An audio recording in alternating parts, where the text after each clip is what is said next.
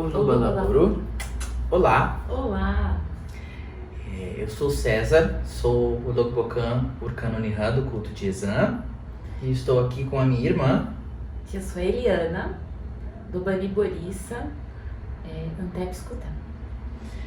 Hoje a gente resolveu unir as nossas forças presencialmente para gravar esse vídeo, explicando um pouquinho mais sobre o culto, explicando um pouquinho mais sobre o que é Ezan especificamente, de que forma que Ezan se une aos cultos de matriz africana aqui no Brasil e de que forma que Ezan pode auxiliar as pessoas, tanto as comunidades religiosas de culto afro, quanto as pessoas de uma forma geral. Geral, exatamente. Então, Eliana, conta pra gente um pouquinho sobre a origem do culto de Ezan. Fala um pouco mais sobre isso para as pessoas. O culto de Ezan nasceu na África há 4.500 anos. É um culto muito antigo. Nasceu lá no Egito Antigo e mistura cultura tanto do Egito Antigo quanto da Suméria, da antiga Suméria. Então é um culto muito... há muita simbologia. E é um culto oracular. Então, basicamente, tudo dentro do culto é através de oráculos. Há muita consulta aos oráculos. Sempre, sempre. E é bastante importante a gente comentar também que ele é um culto ancestral ao culto dos Yorubás. Sim. Porque quando a gente fala de cultos de matriz africana, a gente sempre se espelha dentro da cultura Yorubá especificamente. Sim. Então as religiões que derivam do continente africano, que são mais conhecidas, geralmente tem como base a cultura Yorubá. Exatamente. Aqui no Brasil, por exemplo, os candomblés, a Umbanda, a Quimbanda, outros cultos têm Ifá, tem muito forte essa presença do Yorubá. E Ezan vem antes da presença do Império Yorubá especificamente. Sim. Então ele acaba sendo um culto raiz. E que também serviu de suporte para a comunidade Yorubá em muitos aspectos, né? Sim, serviu. E tem um aspecto muito interessante, como que o culto convive com outras religiões, né? E isso é extremamente importante a gente explicar, porque, por exemplo, você, um sacerdote de Umbanda, tem a sua casa, o seu terreiro, os seus filhos, e é iniciado em Ezan. Sim, sim. Então, explica, César, por favor, como que convive a religião, por exemplo, a Umbanda com Ezan. Sim. Ezan é exatamente essa questão. Por ele ser um culto matriz, um culto raiz, ele acaba encaixando perfeitamente dentro das religiões de matriz afro.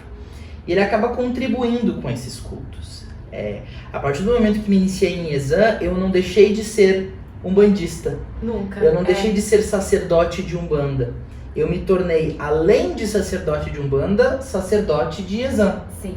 Então, é como se Ezan ele agregasse cultura, conhecimento e principalmente força espiritual dentro dos outros cultos. Na Umbanda, o que a gente percebe especificamente, a gente até fez uma live juntos falando sobre isso, que é realmente a força que a gente detém na manifestação daqueles espíritos, na manifestação daquele culto, mas o que é prático dentro da doutrina umbandista não é fortemente modificado pela presença de Ezan. O que é prático, a Umbanda continua sendo feita da mesma forma. Não muda nada. O que acontece é agregar. Se traz mais conhecimento, se traz mais força, se traz mais amplitude de visão em relação à religião. Isso falando dentro do conceito da Umbanda.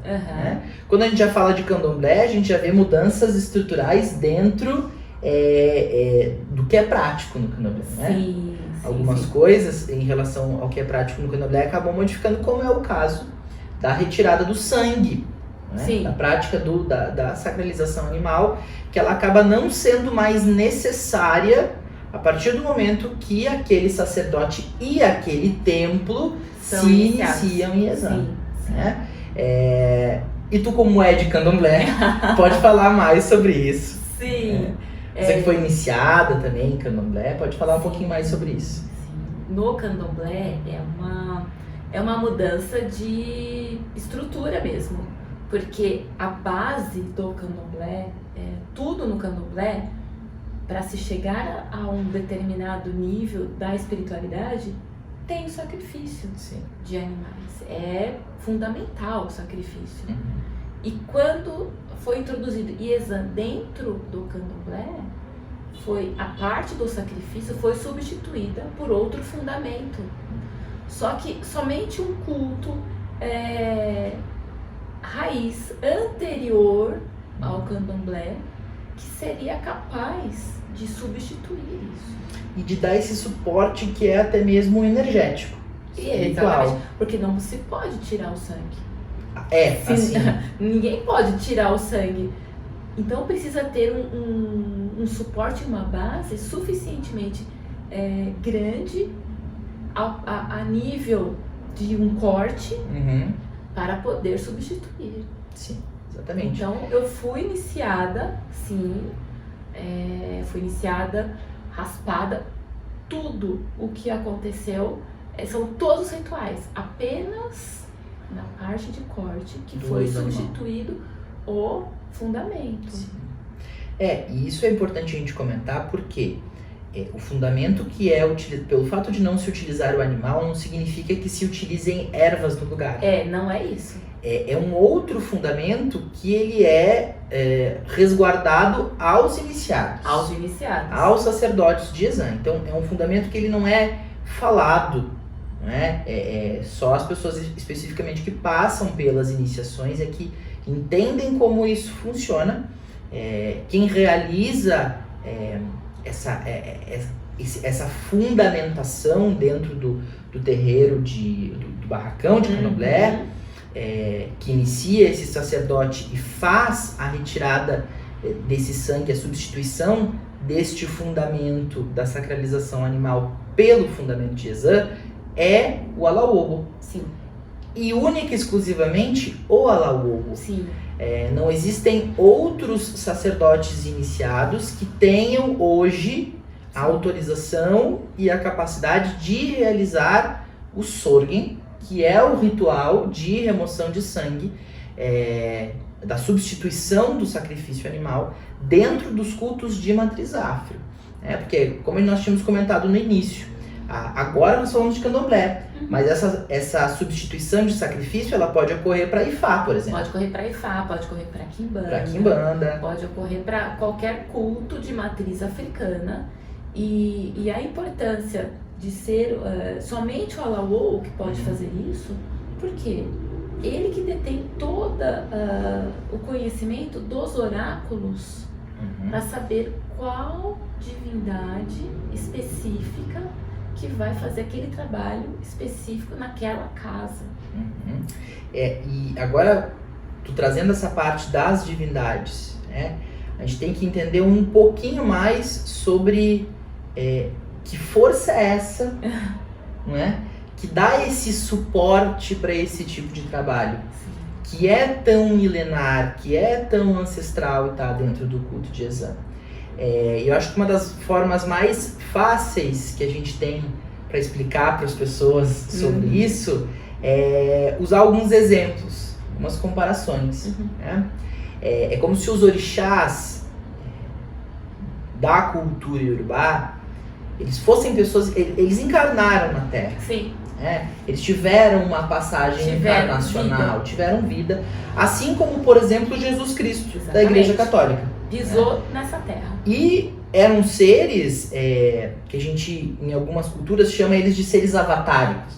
Eram espíritos de alta esfera que encarnaram em corpos humanos e tiveram uma experiência divina na Terra, fizeram os seus feitos, cuidaram das suas comunidades, guerrearam, foram grandes guerreiros. Sim. E estes espíritos de alta luz que tiveram um corpo terrestre, encarnado, eles absorviam força dos seus deuses. Enquanto eles estavam aqui, eles cultuavam, Esses deuses, né? Eles cultuavam divindades.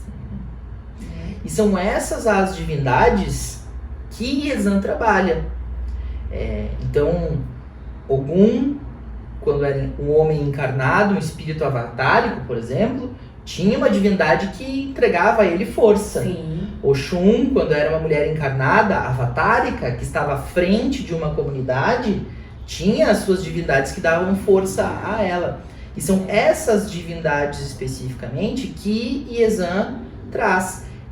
Como o exemplo que eu dei de Jesus Cristo, Sim, né? exatamente. Jesus Cristo era um ser avatárico encarnado que absorvia a sua força espiritual de Deus. Sim, e isso está documentado. Exatamente. É exatamente o mesmo processo.